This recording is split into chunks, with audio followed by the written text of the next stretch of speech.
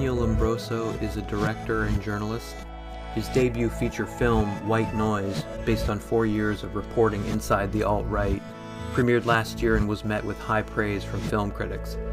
The film has also garnered a large academic audience. Scholars of communication, sociology, and political science especially regard it as a singular first-hand account of the shape and scale of the current networked nature of white nationalism.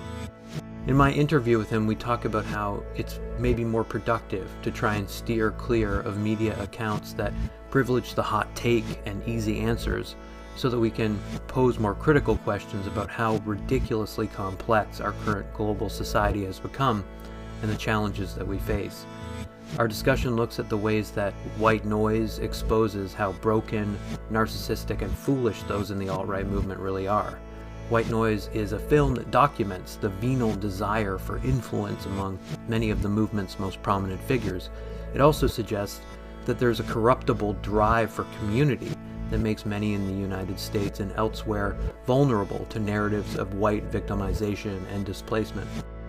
His film studies the ways that white supremacist influencers hack the algorithms that fuel follow culture and seek to, as he puts it, turbocharge their vile racist rhetoric. It also, in subtle ways, unpacks the causal links between racist rhetoric and violence. In light of this fact, we discuss what it would mean today to police and regulate online discourse, given the unignorable fact that banning Trump and other hateful figures from social media has radically reduced their ability to foment violence. Daniel notes that, regrettably, a number of streaming services have not wanted to host the film because its subject matter is seen as too high risk, hard-hitting, or political, but I feel that this is exactly the reason that the film should be seen. It opens onto an important conversation about how, in the context of a fractured and fractious political moment, we can learn to narrate the possibilities of multiethnic democracy and inject a more ethical radicalism into our political discussions. I think the most interesting interview that I read was the one you gave to Film Inquiry, where you talk at length about the relationship you had to, of course, like the subjects of White Noise. But what was particularly interesting for me in that interview is you talk about the feeling of putting it out into the world and saying, I finished this film and there's been all of this great press. It's made an impact. And you felt like, the world should have sort of opened up, that all of these ideas that you had, these, questions and problems you want to explore, that you'd have an opportunity to do that. And you say you've been frustrated because, of course, COVID has shut down so much of what you're able to do. I wondered if you could elaborate on some of the challenges that you're facing and maybe other people like you with your skill set are facing in the current climate. How hard is it right now to get projects going?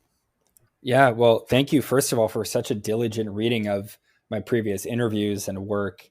It's rare to come into these with someone doing more than just watching the film. Mm-hmm. And at times you can tell that they've just clicked around and have watched, hardly watched more than a few excerpts. I think filmmakers and all creative people have romantic expectations about their work and the impact that it might create. For a filmmaker, Sundance is the ideal. If Sundance fails, Tribeca and South by Southwest are the ideal. And there's this notion that if you get into Sundance, if you get, the golden ticket, it opens up a whole new career for you. I had no understanding of the festival circuit, of the film industry at large making this film. I was surrounded by some really great collaborators, but we were all journalism people. I mean, I'm a filmmaker and I love film even before I loved journalism, but none of us had that industry insight and understanding.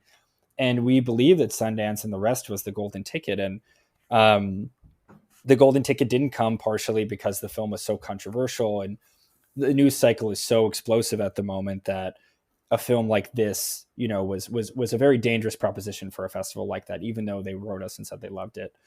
Anyway, we eventually got into a really great festival, AFI Docs, and then the best possible international premiere, IDFA, which is the top documentary festival in Europe and potentially in the world.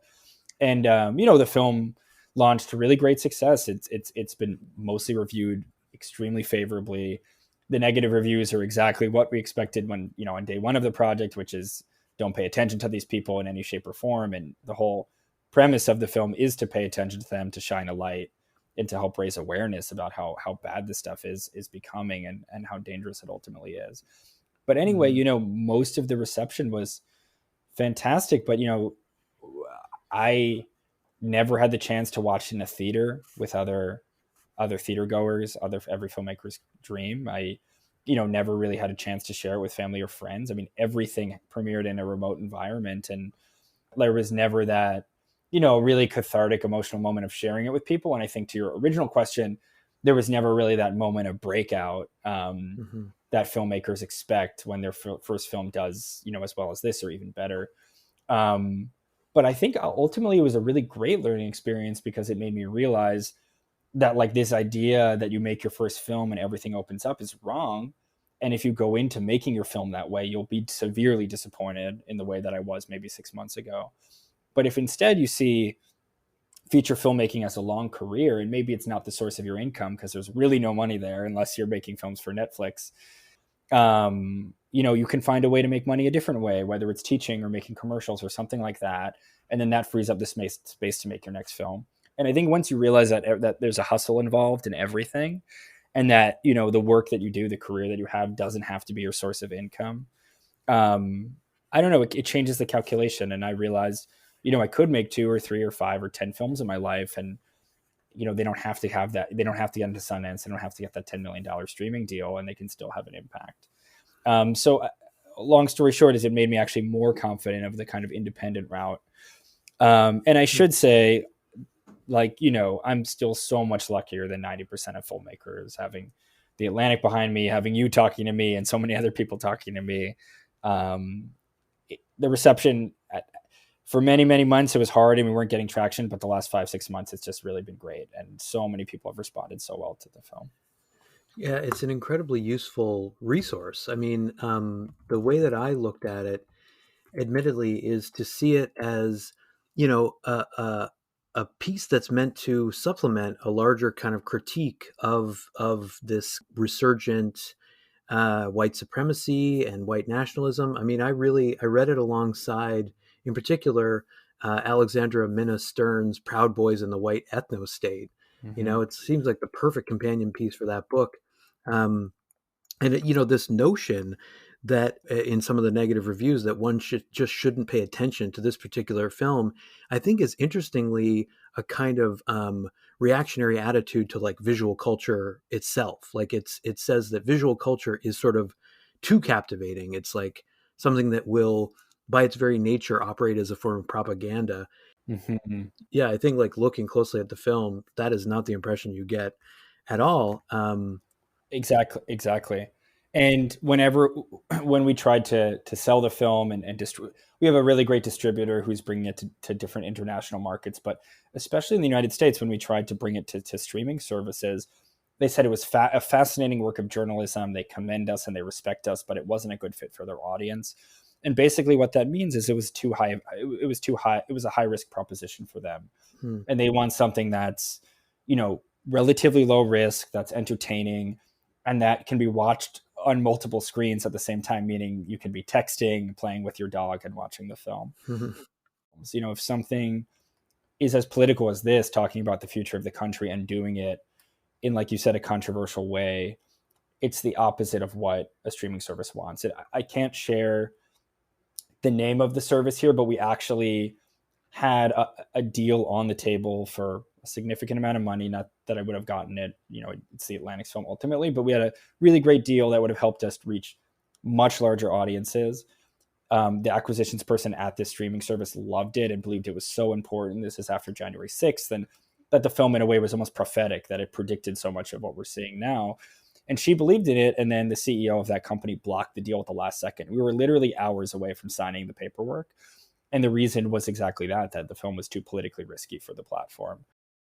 It's a weird, to go back to your earlier point, it's a weird coalescence of, a left wing that I'm mostly sympathetic to, but that, like you said, sees visual language and aesthetics as being dangerous and certain things not deserving of a platform, with corporate interests that are really scared to elevate anything that could alienate them. So the CEO of this streaming service worries about alienating a very vocal flank Mm-hmm. of the left. And I'm a left leaning person and believe fully in racial and economic equality, but there's this weird moment now in the States where, there's a very loud and vocal left, and corporate interests and C-suite people like the CEO of this streaming service who don't necessarily care about these issues and maybe don't even share those beliefs, but they're really scared of alienating those people on Twitter and on social media. Either way, through conversations like this, through The Atlantic, through the political moment, the film has really left an impact, and I'm so grateful for that. But it's really been, in spite of companies and in spite of streaming services and all the usual routes, for getting a film out there. Yeah. This interesting, moment that you where you talk in your film inquiry interview, for example, about how liberalism seems to offer kind of an incomplete solution, that it's, it provides you this sense of like civic responsibility, but the thing that makes it, not as substantial an option for people is that lack of a sort of identification, or what you call the feeling of transcendence. You say flatly, like, liberals have to tell a better story. And I find that's really interesting in relationship to what you're saying about this kind of the sense of fracturing and polarization, this fear of actually engaging like directly with not just the kinds of politics that we oppose, but the kinds of politics that we're for, that we're like, that we openly want to advocate, Yeah. because of the kind of fractious nature of debate, there seems to be no space for creating what you call this kind of better story, this feeling of transcendence, like a vision basically of like a just society. So like, for me, your film is interesting in the sense that, I mean, on the one level, it's about exposing contradictions, but then on another level, it's about trying to articulate, I think, a politics of like how to oppose, without being pedantic, like Yeah. how to oppose these fringe movements and advocate for like nonviolence, social justice, racial equality. I think, in general, your work is attempting to do this without that kind of heavy-handed approach. Yeah, exactly. And the feelings of a kind of isolation and atomization, all the things that many of us feel in the modern world, have left people really alone, isolated, depressed, dealing with anxiety. And all of the traditional markers of community are fraying. People are less likely to go to church, they're less likely to be civically engaged. And the alt-right, to your point, which, referencing what I've said before, is that they really provide a sense of higher purpose. It's a flawed one, it's a dangerous one, but they give you the sense of transcendence, that you're taking part in something larger. And radical politics of the past, in the center and especially on the left, have provided that to people too, that there was this idea that you're taking part in a larger project. And as far as I've been alive and been an adult, like, there hasn't been, to my knowledge, like a real story behind our politics, and anything beyond kind of tinkering at the edges, trying to figure out a solution to healthcare, trying to figure out a solution to the welfare state, but not asking the larger question of what is this all for? And the alt-right addresses that. It hits you in the gut, and it's deeply flawed for a million reasons. There's no historic notion of whiteness, but it still hits at that level that past ideological movements have hit and have helped, in order to mobilize a cause. And for me, it just leads to a question, which is like, yeah, does the film offer a solution or whatever? I think it says that, like, if you're seeing this work so effectively on all of these young, mostly middle class kids, they have to be held account to they have to be held to account, if they committed crimes, all of the rest, but they're certainly being activated and animated. And you have to then ask, what could the left do? And I think for me, it's to tell a story of equal magnitude that's equally as compelling. And for me, that's really about multiculturalism. It's finding a way to make the multicultural narrative just as compelling and just as persuasive as the very, very dangerous and conspiratorial white nationalist one. But like, there was no notion when I grew up as a suburban kid in New York that I have this opportunity, this historical opportunity, to build the first ever multi-ethnic democracy, that we have a chance to really instill equality for the first time. I just knew that I was like a middle-class white kid, and one day I'll get a job, and that's it. And I almost feel like there should be like a little more radicalism, left-wing radicalism injected into us from a young age. And I don't mean identity politics. I mean just having this understanding of where we fit historically, and that this, what the US is attempting to do, and Canada, build a multi-ethnic democracy, a free society, is a rarity, and it's very exciting, and it's something we could all rally behind. Yeah, and I share a similar kind of experience of, growing up in a small town that was incredibly homogeneous, like Mm-hmm. just like an utterly, kind of white rural upbringing, where growing up people openly advocated racist, xenophobic views, especially like anti-black racism and anti-indigenous racism, Mm-hmm. where I was growing up in, Southern Ontario. Um, and I have found enormous meaning in just learning how deeply complex the world itself is. You know what I mean? Through films like this, Yeah. Yeah. and I think in reading, Stern's book, but also books like A Brief History of Fascist Lies. I've realized that Mm-hmm. it is really dangerous to just dismiss as sort of stupid or like purely ignorant these what Finkelstein calls authoritarian fraudsters and their gullible followers. Like he says, like, that approach does not explain much, right? Like Yeah. you need to understand it as symptomatic of something else. Like Trump, he says, is an extreme populist with xenophobic, anti-egalitarian agendas, but stereotyping him as a con man doesn't really get us anywhere. He belongs to a particular political tradition, and we might revile that tradition, but it's not enough to just dismiss it. And I think this is part of what you're talking about, for example, in your Radio West interview, this tendency on the left to just label the racist right completely irrational, and almost just like just a guttural, visceral thing that has no rhetorical or political agenda. I mean, Yeah. Yeah. you're exposing the fact that there are clear agendas, and if you're going to contest those things, you kind of need to have an armature of like your own values in place to do it. Yeah. Um, Yeah. that's not so much a question. Well, I can riff on a few things, which is um, these people are symptomatic of a larger issue in the way that Trump was, and it's such a silly historical blunder to ignore something that's having an impact on our day to day lives. You could obviously take historical allusions, like how the New York Times and many main publications really failed to understand Hitler's ambitions in the 30s, didn't take him seriously. And at times, even like mainstream Jewish groups in the US really downplayed or ignored what he was doing. Ignoring difficult political movements has never been a positive thing. Certainly glorifying them and making them look like rock stars is an equally destructive thing to do, and white noise doesn't do that. Mm. But it's our job, our duty as journalists to tell complex stories and help people make sense of the world that's out and around them, and to really to raise awareness about like you said, if you grew up in a rural place with a certain understanding, to provide a different understanding. And I think especially for progressives to understand how woven racism is into their everyday lives, that these are not just poor Southern Christian people. These are, wealthy individuals who live in New York City. I bumped into so many subjects for my film on the streets of New York and Washington, D.C. We had a really tragic scene in Paris with Lauren Southern. She goes to Belgium. We go to California. I mean, these ideas have traction. And to the point about Trump being a con man, just look at his kind of foil in white noise, Mike Cernovich. Mike Cernovich is sort of a Trump stand-in a way. At least we thought of him that way, and that he's a shapeshifter. He's sympathetic to racism when it's convenient, but he also can pivot away from it when it's no longer convenient. And you can't ignore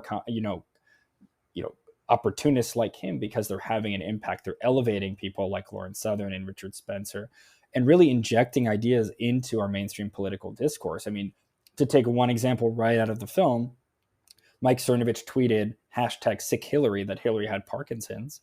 A few days later, it was on Sean Hannity's show.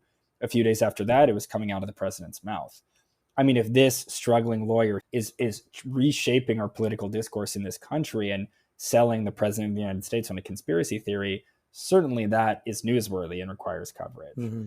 So, my operating principle from the beginning has been to identify the most influential individuals, which happens to be the three in the film, try to get unprecedented access to them, which was very, very difficult to achieve. It took up to a year with Lauren Southern. And then to really understand their worldview and ultimately expose kind of the emptiness at the heart of all of it. And, I firmly stand by the film, and I think I'll stand by the film 10 and 20 and 50 years from now. I think it had the foresight to hopefully, show everyone what was coming 4 or 5 years ago when I started this project. And I think we'll age well. I mean, we live in a deeply polarizing time where there's an influencer culture that benefits dangerous individuals like this. And a lot of those ideas lead to violence, as the film shows very clearly at the end. So I don't think this is the last act for the alt-right and for these ideas. I think they'll continue to stay around, whether on the margins or in the mainstream. And hopefully this film can be a helpful contribution to people's understanding of that. Yeah, I mean, I definitely want to come back to the specific way that the film and some of the other work that you've done approaches the question of violence, and in particular violence's source, the ideological sources of violence, and how some of these groups, which are, as you say, like fundamentally about violence, sort of disguise that fact for PR reasons. Yeah. Like I certainly want to come back to that, because I think the way you frame that in the film is really subtle. But I guess to your point about the kind of persistence of the alt-right, like you've noted that the alt-right, as the kind of thing that Spencer kind of helped to generate, coining the term and then really, pushing it as hard as he could, has sort of it's declined, right? Or it's come full circle to some extent back to the moment before Trump in 2015, where it was very much a fringe thing. But what you've also pointed out, I think, in your Duke panel discussion, is that you're seeing the persistence of it in the so-called alt-light, where you say like white nationalism may be statistically a small space, 5 or 10% of Americans, still a lot of people, but it's a much, much larger space if you reckon with the kind of research, for example, that George Hawley does. George Hawley has this book, Making Sense of the Alt-Right, where he says, yes, this is the case. Let's say like 11 million might identify as like white nationalists, but then if you look deeper into like feelings of white victimization, trying to preserve a strong sense of white identity, there's actually a much more, dangerous thing happening. Exactly. What he calls these kind of attitudinal trends that indicate openness to authoritarian and populist politics. Like this is, to me, the real gift of the film, is like trying to expose how this war, as Spencer himself puts it, is happening less at the level of like traditional politics, like party politics, than it is at the level of meta politics or culture, right? Like one of the parting moves of the Trump administration was to attack critical race studies, like a fear of ideas, warfare at the level of ideas. Like, do we need more awareness of this kind of element of fascism, that it can happen again at the level of culture, aesthetics, and performance, basically, of identity? Performance of identity, I've never heard that said before, and I think captures the film and this movement extremely well. It's about performing a kind of like uppity whiteness, and finding community in that probably never that's ahistorical, that's never existed before, and that exists both in the virtual space but also in the physical space, most clearly and most loudly in the virtual space, because this was first an online movement before it became a real life movement, but also in the physical space. I mean, Spencer is kind of like the trust fund Führer of the alt-right. He's a wealthy guy and coined the term in 2008 and kind of wrote a lot of the fundamental texts of the movement, but he's also in a way a cult leader. And when you're around him, it feels like you're inside a cult. It's a kind of performative identity. Like you said, they all read the same books, they all talk the same way, they all dress the same way, and most of them are young, and most of them are middle to upper middle class. It's a difficult question about whether it's on the rise or declining. I know you didn't quite put it that way, but just to speak to that point quickly, is that, I think even though individuals like Richard are declining, the alt-right is not back where it was in 2015. The ideas that they've unleashed are now in the mainstream of our politics. And like you said, embodied in people like these alt-light figures, Cernovich, Steve Bannon, Steve King, the former congressman, Matt Gaetz, the congressman from Florida, and so many others. And I think kind of the broader point that I like to come back to is that people are becoming aware of their whiteness as a primary marker of identity in a way that they probably didn't before. And there's always been subtle ways that white power has worked, and the Republican Party certainly has always played on racialized themes.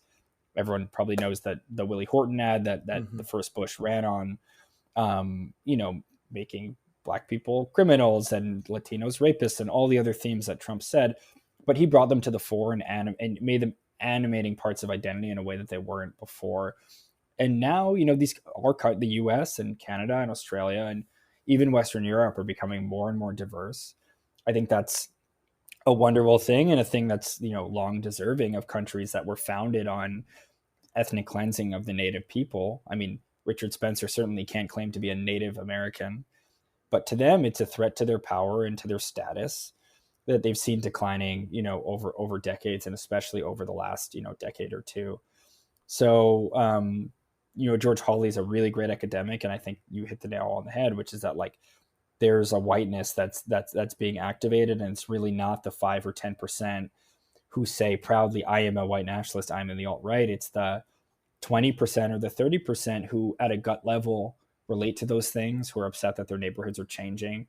And I think most importantly are absorbing just this garbage on social media every day, sharing it in WhatsApp groups and on Twitter and YouTube, and making an algorithm that was really never designed for this sort of stuff just totally go bonkers.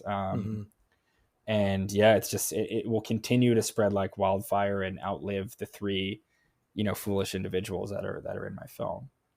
This is all kind of presented in as much of a kind of neutral way as you can muster. There are brief moments where you'll intervene, and I wanted to, I guess, speak to the choices around framing. Yeah. You've described the film as a follow film and said it was really risky to take that kind of approach of just following these figures.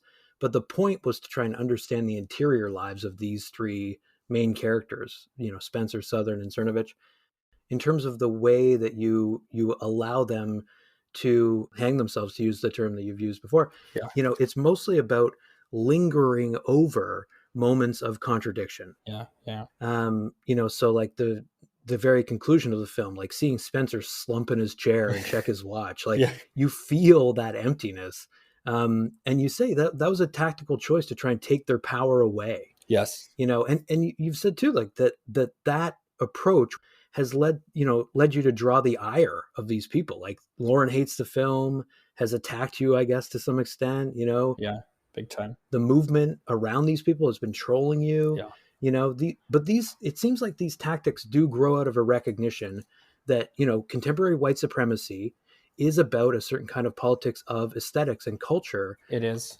It's this cultural struggle. So if you just let the camera roll, then you can capture these contradictions. But yeah, so in terms of the framing, it's not like you give the audience a definition of meta politics or the Overton window. No. Yeah. It's more about providing this embedded account and firsthand evidence for other, people to really study this form of far-right populism more clearly.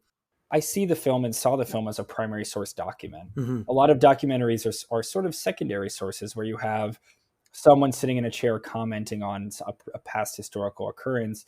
Maybe you have archive that's primary source, but it was my goal to really, capture this movement in real time, as difficult as that was logistically to pull off and to persuade these people to do it, but also the controversial, fallout that I would inevitably deal with taking an approach like that, and understanding from day one all of the pitfalls that can come, that you can be accused of glamorizing or making them rock stars, or even, as thoughtful as the film is in revealing what it reveals, ultimately giving a platform, which is something that's inherent to the film and that I can, no amount of argument could ever disprove. But still, I think that the film was meant to be a primary source document, and it's had a really amazing reception from academics, actually, from political scientists and philosophers and people who study communications. Actually, I did a panel with a few communications professors. All of the terms you've mentioned, metapolitics, especially Overton window, are things that inform the work. But the spirit of the work is to allow you to make your own inferences, to take away things that I think are abundantly clear by the end, that this is a growing and dangerous movement, but also a deeply empty one. That these are narcissistic people, that in a way their interior lives are so broken that they're causing violence, they're enacting violence on the rest of the world. And the last point I'll add is, in a written article, it's dangerous and silly and can seem silly to write, oh, it's wrong to say, oh, Nazis are just like us. They eat pasta. They go to this place, they go to that place. But the power of cinema is that you're able to show it without saying it. I mean, you can see how normal they are. You can see that this is, holy shit, this is, set in New York and DC and Paris, not where I thought it would be when I clicked onto this movie, not in Alabama. And there's a way the subtlety has its own power where I'm not saying it. And I think in a way that does protect me from a few of the criticisms that some of the writers get when they're a little too on the nose about the kind of normalcy of these individuals. And there's an interesting thing that happens in the context of White Noise where dwelling with these people humanizes them in a certain sense, but that humanizing is precisely like counter to their brand and their agenda. Exactly. They want to be, Spencer says, like, I'm bigger than this movement. Southern is seeking a certain kind of celebrity. Cernovich is this self-aggrandizing mischief maker. But because you spend so much time with them, it really, rather than humanizing them in a way that engenders any kind of like sympathy, you see them as flawed and frail and small. And it does take their power away. And, I would liken this to the current HBO documentary series Alan and Pharaoh, and other documentary films that are about trying to mark a certain kind of culture change or political shift around questions of believing women, believing sexual assault survivors. I mean, this is a figure in Woody Allen who has been untouchable, to use the title of the documentary that focuses on Harvey Weinstein, right? Yeah. Who because of his influence on cinema has been, has escaped this kind of scrutiny. But like the comparison I would make to your film is that increasingly in that documentary series, there's this use of, voiceover interventions, as you say, like forms of exposition that are meant to provide us with that moral clarity, that context. But I think in that you have to make these kinds of tactical decisions as a documentary filmmaker. Like, they introduce us in that film to this idea of parental alienation, which is an argument in legal defense that's been used to silence people who have been abused. That's necessary context for understanding the kind of violence they're trying to capture. And I think the difference is with your film is that the way that you're approaching violence is necessarily about trying to actually trouble our clean understandings of violence, of the sources of violence. And like, in particular, I would ask, like, if you were to recut this film, rethink it in the aftermath of the Capitol siege, like, how would you go about it? Because as you say, this is the main way I would say in which, the film has been prophetic in predicting the correlation between kind of a meta-political rhetoric around a stolen election and a certain kind of white nationalism. It has seemingly led directly to this like wave of, white nationalist violence. Like, so I mean, you draw these kinds of connections in the film between rhetoric and violence, but you leave it up to the viewer to make these kinds of like final determinations. Would that approach change if you were to make the film today in the aftermath of that siege? No, I don't think so. I'm very proud of the concluding montage in the film because it draws a very, very direct causal link between the rhetoric of the alt-right and the violence that was carried out. I mean, we saw a shooting in New Zealand at a mosque killing around 50, a shooting in Pittsburgh at a synagogue killing, I believe 12, shooting in El Paso at a Walmart in an effort to target Mexicans. At all of those shootings, the shooters left manifestos, and in all of them they referenced the ideas that I had been covering in the alt-right, talking about white genocide, white displacement, an invasion, a Hispanic invasion. And I think it's very clear when you study historical movements like what happened in Rwanda or obviously in Nazi Germany and others, that rhetoric has consequences. And when people have political authority, or I guess in the modern context, influencers who have followings, when they say things repeatedly and persuasively with very high production values as they do, their followers will come to believe it. And, you see Lauren Southern do this very persuasively. She's making feature-length films in Russia and more importantly in Paris, premiering those films at the European Parliament, and being treated like, like the next great film director, even though her work is quite poor, as I'm sure you see in the film. These works are persuasive, they're dangerous, and they lead to violence. I think the one thing that I'm careful not to say, is that, for instance, Lauren Southern led to this shooting, or Mike Cernovich led to that. It's difficult to go from point A to point B, but it's very clear that when you create a climate of violence in your rhetoric and in your ideas, which, by the way, are violent, they believe in preserving white power or ultimately changing the demographic makeup of the U.S. and Canada, that ultimately leads to violent outcomes. And what we saw in the Capitol, is, in my mind, a continuation of the 3 shootings that I mentioned, and the many others that we've seen in Poway, in San Diego, and hundreds in Europe and around the world.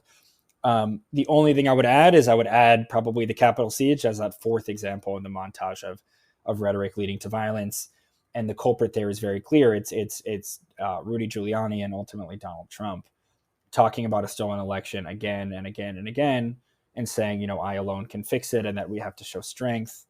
And, that inevitably leading to what we all witnessed on January 6th. So I really stand by the film. And when that tragic moment happened, which I was, shell-shocked by, I also, in a way, felt like the work that I had been doing predicted that as upsetting and disgusting an outcome it was. And if only more people paid attention to this movement, were clear-eyed about what they wanted, we might have been more vigilant on a day like that, and we might have been more ready to push back against those ideas. And, been more proactive than reactive. There's certainly a way in which, like, in the aftermath of that siege, social media and various tech companies were sort of themselves held accountable for facilitating the kind of coordination that was required. Yeah.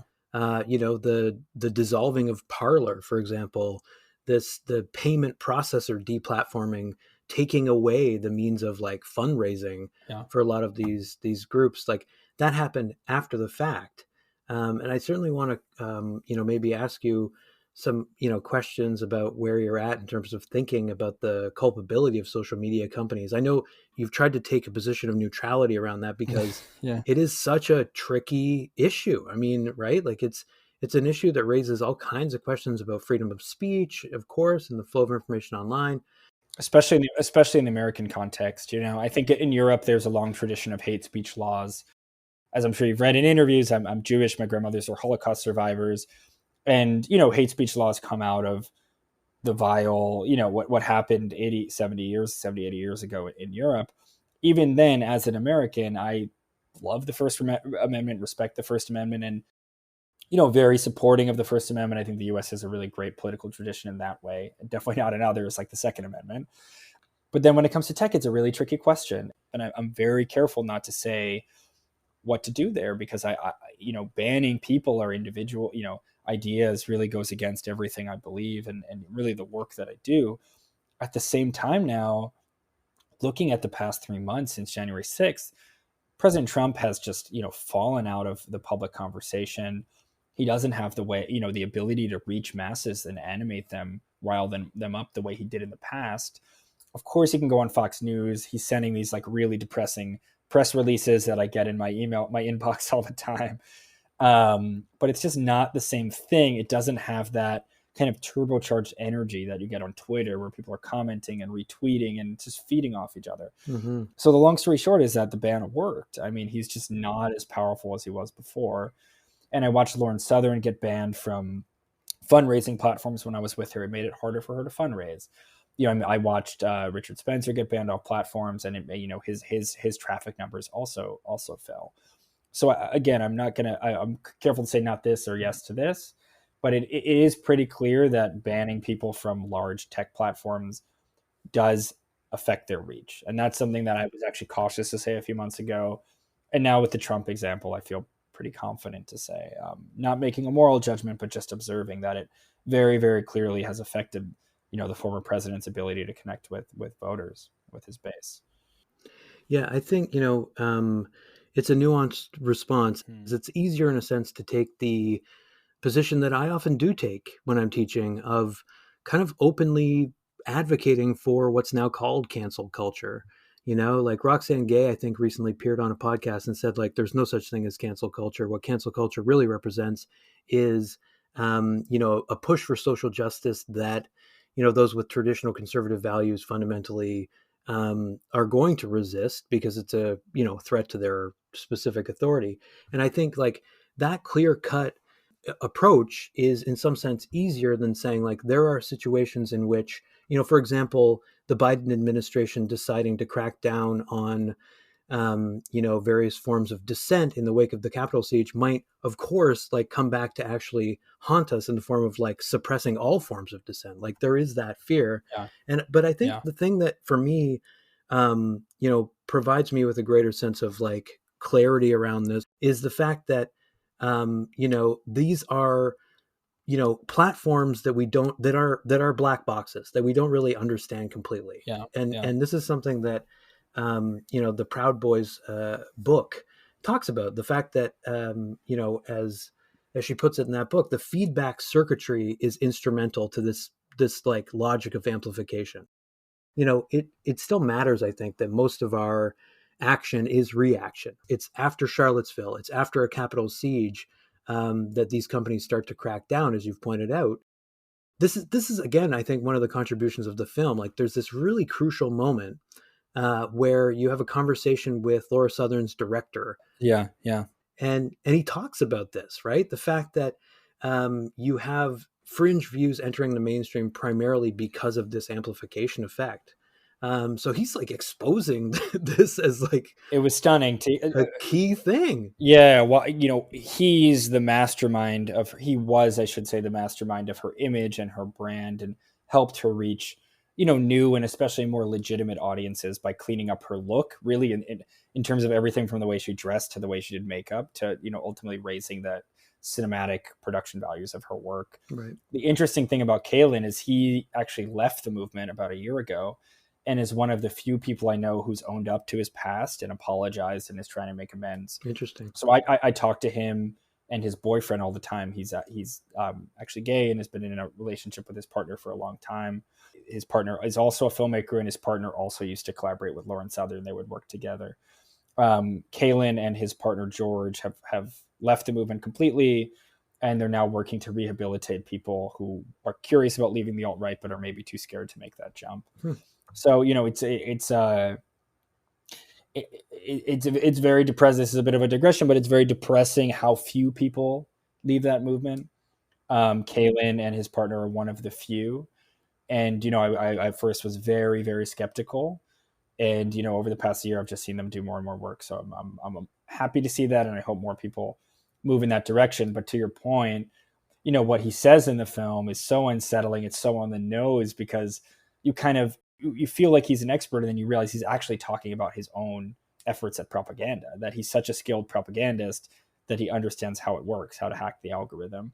In a way, it's like peeking behind the curtain of the algorithm of the tech platform itself, or some of the kind of darker operators that are using it.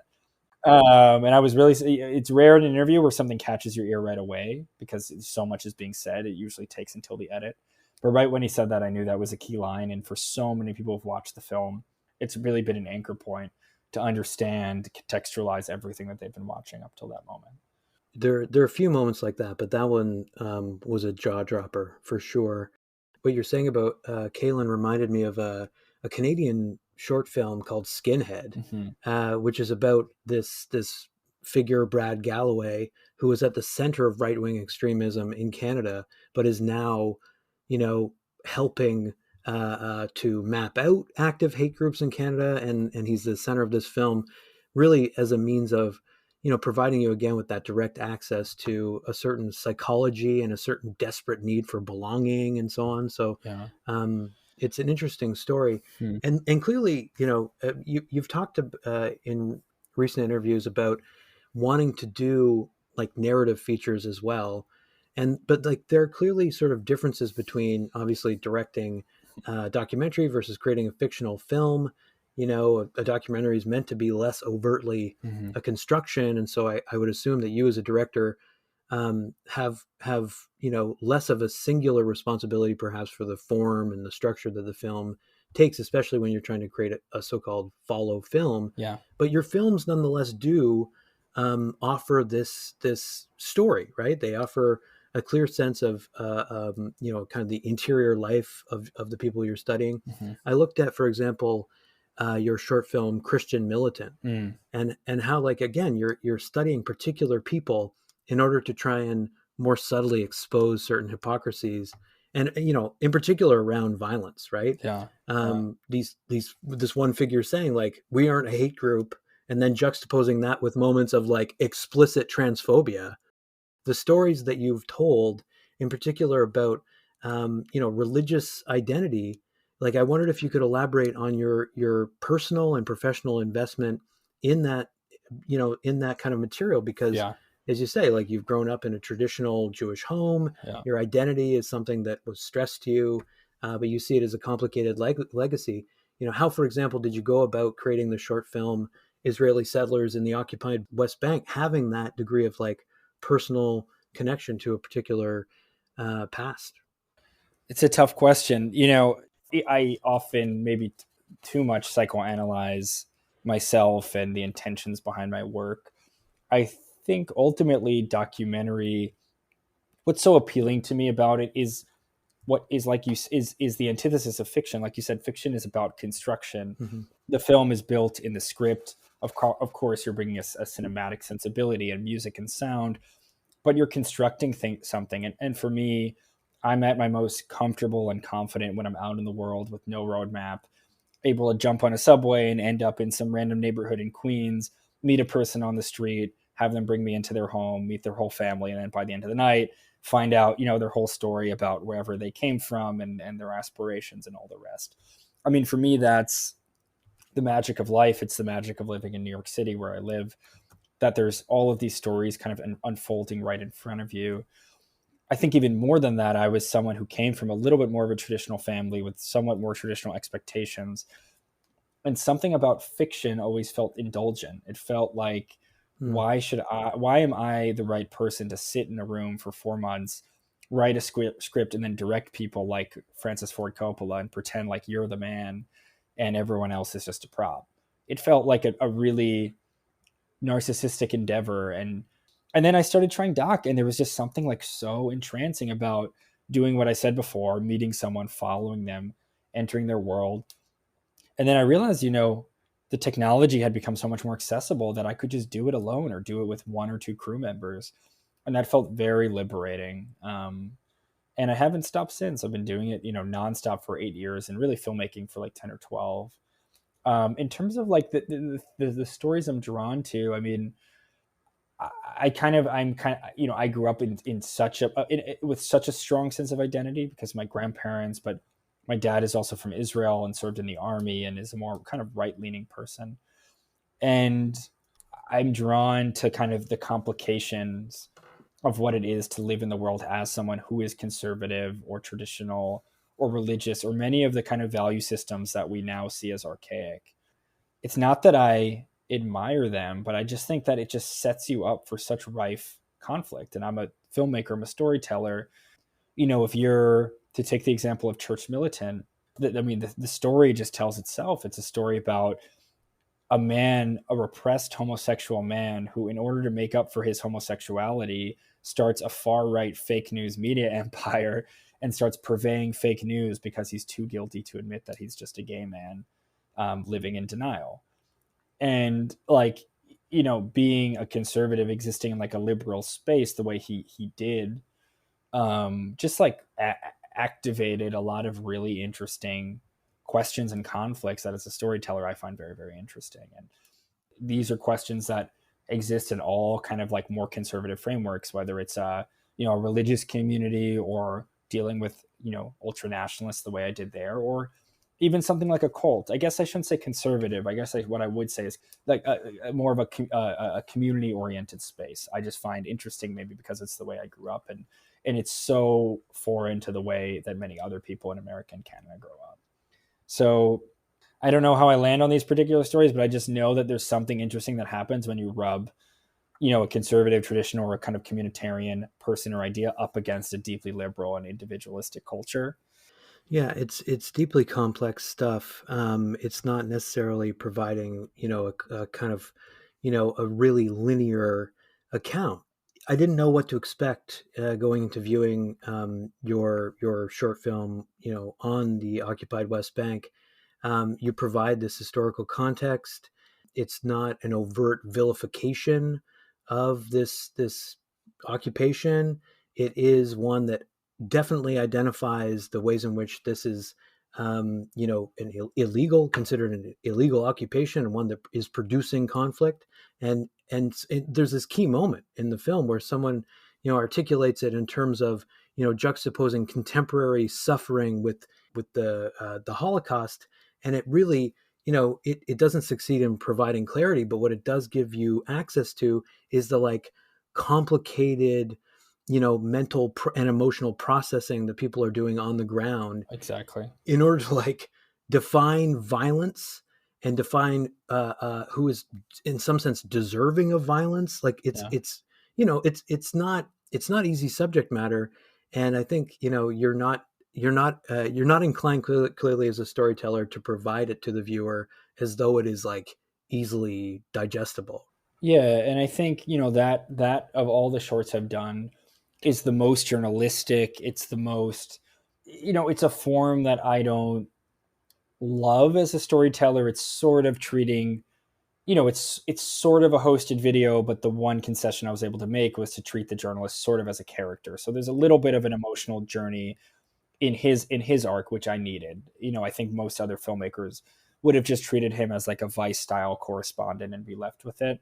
Mm-hmm. But I found, him as a Muslim American going there was enough of an emotional arc to, to really to give a spine to the film, and also to be a window for the viewer who might be new to this, who are going to be seeing things for the first time in the way that he was seeing things for the first time. It's not, like I said, it's not a form that I'm the most comfortable with, because it's like him interviewing many different people. It's a little more like National Geographic, but I still think it gets at this theme that's across my work, which I really am happy that you've noticed, is like the intimacy of individual lives and the psychology of people. And I come out of a film or read a piece of journalism that I love if it changes the way I look at the world and it gives me more questions than answers. And I think we live in a political moment where people want clarity. They want a hot take. And, the kind of work I do is intended not to be that way. It's intended to ask more questions and provide answers. And Mm-hmm. it's intended to give a window into, the very complicated psychology of people, because there are no easy answers and all questions lead to other questions.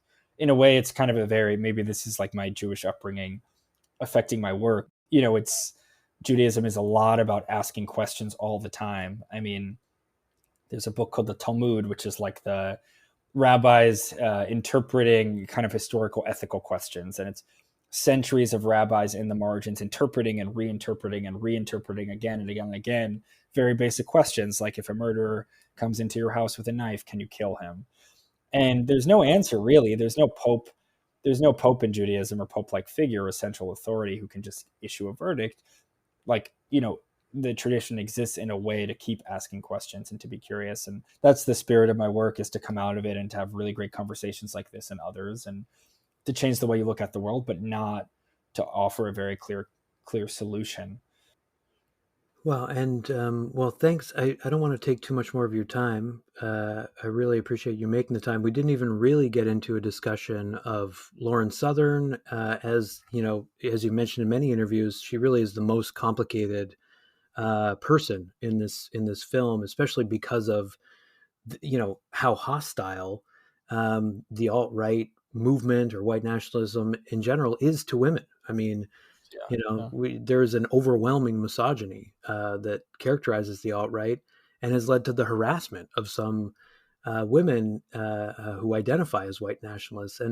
And, rather than castigate her for exposing herself to this kind of abuse, your film is mostly about trying to let her come to, well, not let her, but document her coming to these kinds of realizations around the kind of the contradictions that she inhabits. So Yeah. I recommend people seek out the things that you've said about your relationship to Southern, who has this enormous reach. You've got this really terrific article, Why the Alt-Right's Most Famous Woman Disappeared, where you catch up with her and provide a bit of a coda to the film, actually. Well, thank you for having me. I mean, the short of it is that Lauren, she perpetuated a lot of things that came back to bite her, and no one deserves to go through what she went through dealing with sexual harassment and even worse. But she also created an environment where that sort of thing was popular and possible. And I really hope that going through that experience, she would change. And in Act 2 of the film, you see her reckoning with a lot of those questions. And some of them are questions from me directly. Mm-hmm. I think that's the one time I stepped out of my impartial bubble and said, this is a young person. Maybe she'll say sorry the way that Kaylin did, her filmmaker. Maybe she'll own up and use that passion and put it to use in a positive way. Ultimately, she didn't. And she's now, as right-wing as ever. She's reinvented herself as an anti-lockdown, anti-COVID activist. She lives in Australia now with her partner, where he's originally from. And as you mentioned earlier, despises the film and has really incited the alt-right against me and my work ever since it came out. So, it tells a very different story, which is that these ideas are seductive and you get addicted to the fame. And like any celebrity, it can be hard to let go of that fame. Mm-hmm. I think with Lauren and also really with Richard, it reminds me of Sunset Boulevard, if you've seen that film. Mm-hmm. And Norma Desmond, who's like the, famous actress from the age of silent films, talkies come around, and people are now speaking in films, and everyone forgets her, and she's alone in her mansion. But instead of changing, she digs in deeper and becomes more narcissistic and still believes that she's the greatest and the best ever. And unfortunately with Richard and Lauren specifically, like that's where they are now, and they're not going to change. But well, thank you so much for the conversation. I really, really enjoyed this, and I really, such a close reading of all the things I've done. I'm very grateful. I appreciate it so